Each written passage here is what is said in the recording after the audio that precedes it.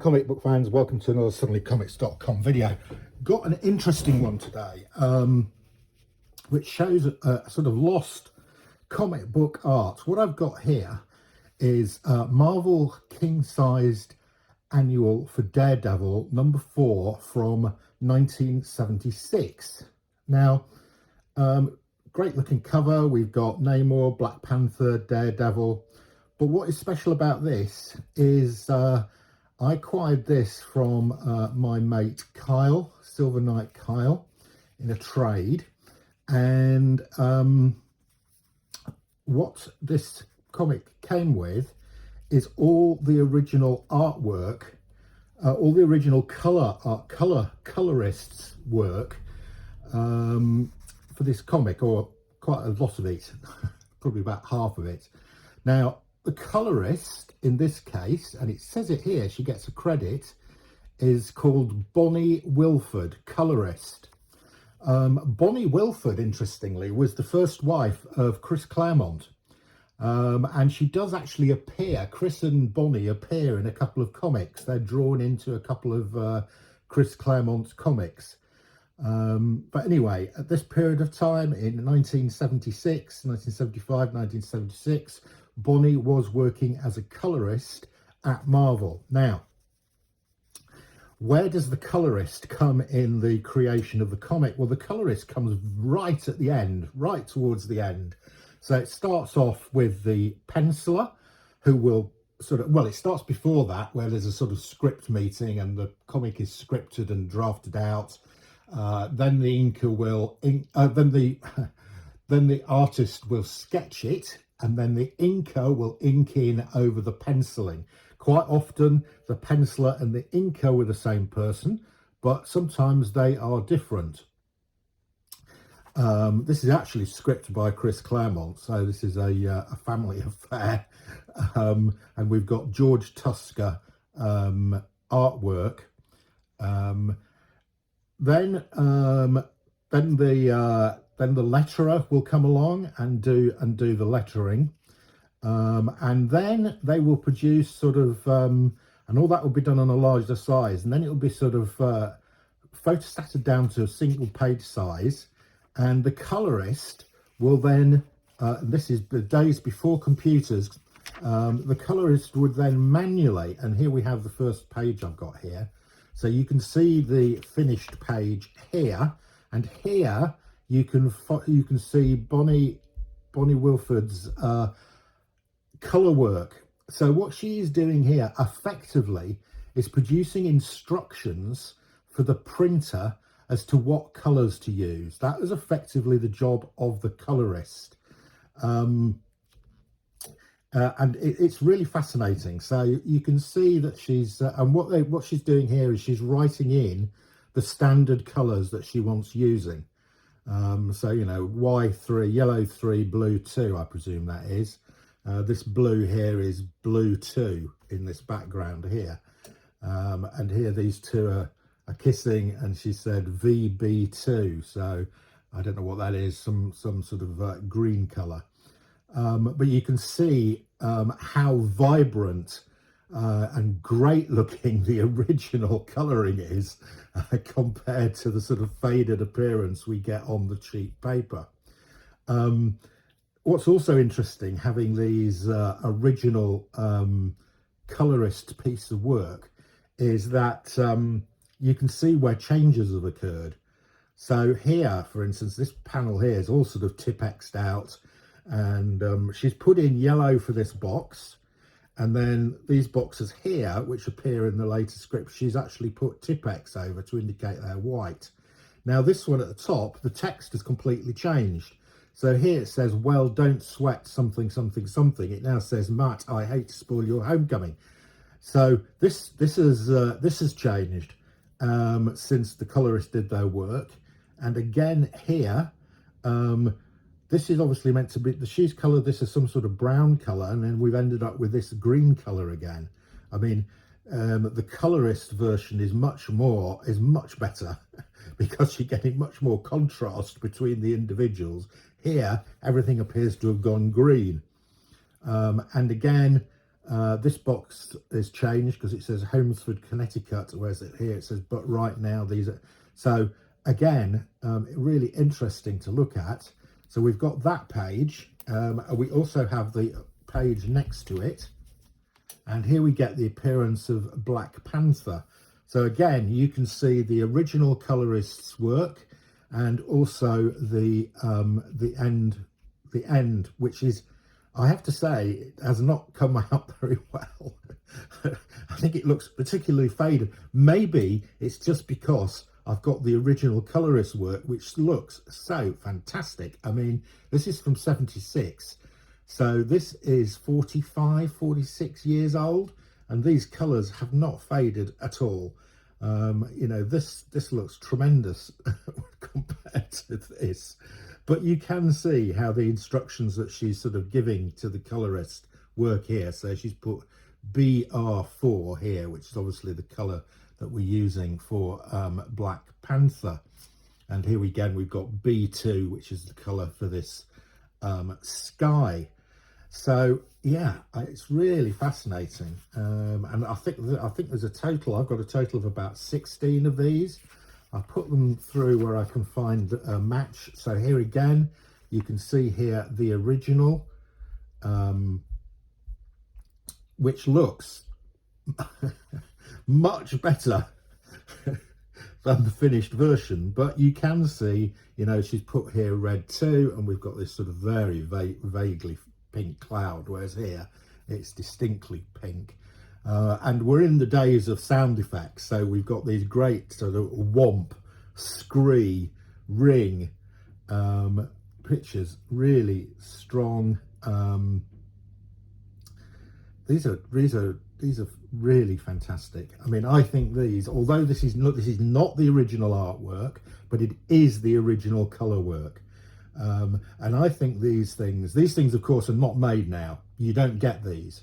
This is a dead art. Manual colouring like this is now a dead profession.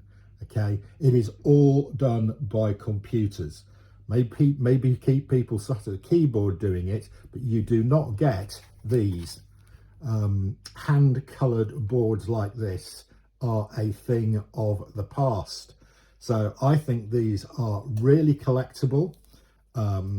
And hugely rare. I've never seen these before Kyle showed me them.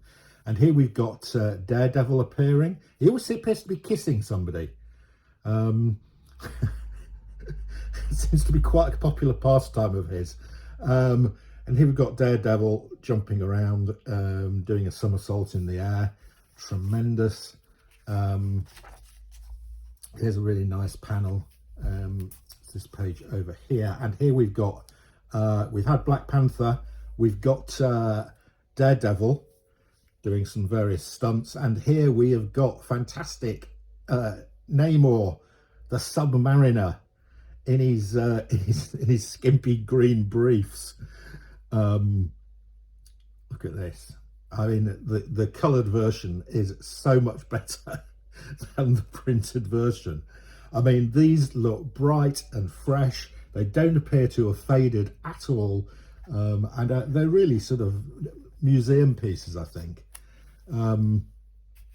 Let's keep going. I think Bonnie's done a really good job on this. Here we go. Here's another one. We got Matt Murdock here. Slamming down the telephone. I love the way we've got all the yellows as he slams the phone down. Oh, and he's got a beefcake picture with him, he's showing his six-pack, and he's leaping around again, and the phone's going ring. Really amazing. Okay, what else have we got? We've got a few more of these. Yes, indeedy. We've got this page over here, where we get a really nice shot of Namor's feet. Yeah. And you can see how the original colour work has transferred to the final one, but in comparison, it is so muted compared to the original. And you can see all the instructions here, YR3B2, and so on and so forth. So how much training these colorists did, and whether they needed to be artists in their own right, or whether they just needed to have a sense of colour, I don't know. Again, another page here. This time we've got the young girl who's been kidnapped. Great work here. George Tusker, I think, did the inking and the pencils and the inking. Really good. And we have got this page over here. So I haven't got all the pages. I've got about 16 of these. Where the rest are, I don't know, or whether they even still exist.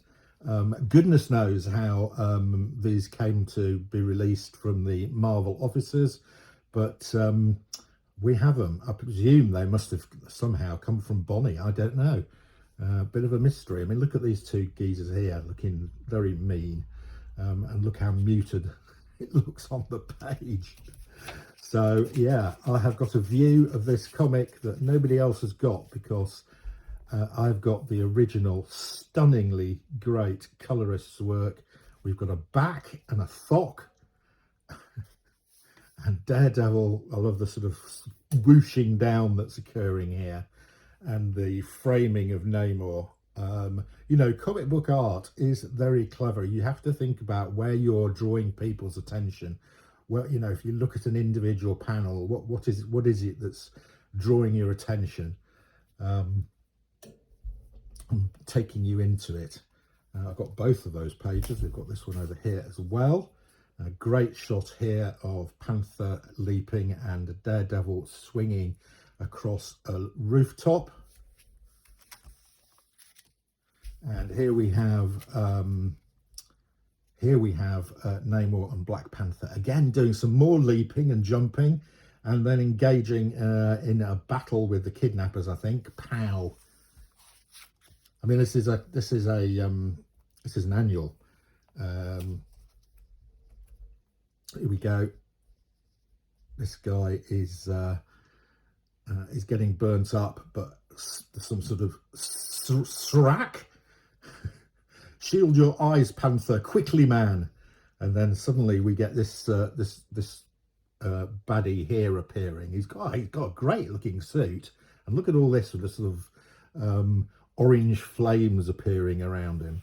Brilliant stuff. And more fighting and battling, and this guy seems to have got some sort of developed some sort of beam. And we've got sort of red appearing around the boxes here, which again gets transferred to the final part. Black Panther sweeping in to save Daredevil from a falling manifold. And look at this. Look at the colours on here. This guy looks great, doesn't he?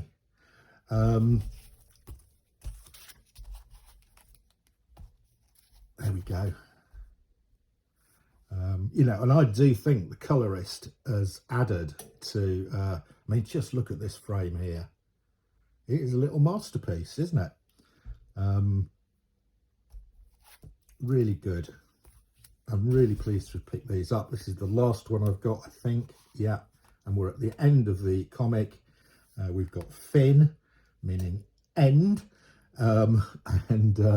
Yeah. And we've got the kidnapped girl being rescued, of course, by our friends Black Panther and Daredevil. Wow. Yeah, so I'm going to be cherishing these. These will sit in my collection. You know, we did a trade on this. This was probably one of the most expensive items that I took from Kyle. We put a value on each one of these, and there are 16 of them, so it added up to a fair amount of money. But I think each one of those pages is in its way a piece of our original artwork. These are one-of-ones. Nobody else has got that. Where the other pages are from this comic, the Colourists, I don't know. Yeah, bit of a tribute to the lost art of the colorist, as as sort of demonstrated by Bonnie Wilford. That's your lot. See you again soon.